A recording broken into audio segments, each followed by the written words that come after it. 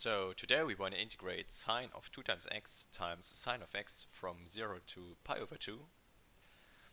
And for the first part we're going to apply an addition theorem. So we remind ourselves that for all x in the real numbers we have that sine of 2 times x is equal to 2 times sine of x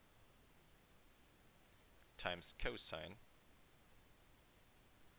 of x.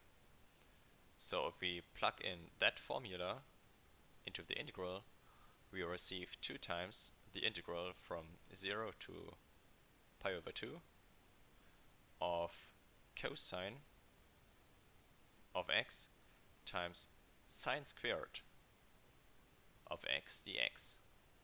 And now we obtain that we can use substitution to solve that integral.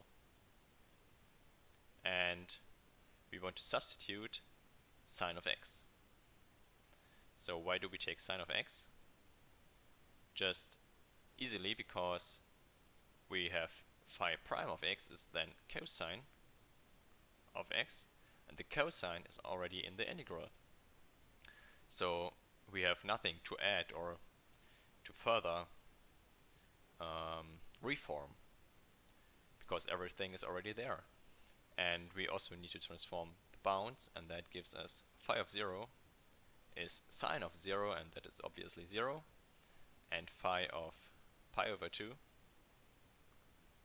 is 1, because sine of 1 equals sine of pi over 2 equals 1. So we get 2 times the integral from 0 to 1 over, let's say, z squared dz. And of course this integral is easy to solve because we have just 2 times. So an antiderivative of z squared is just 1 over 3 times z to the third, and we evaluate this in the boundaries from 0 to 1.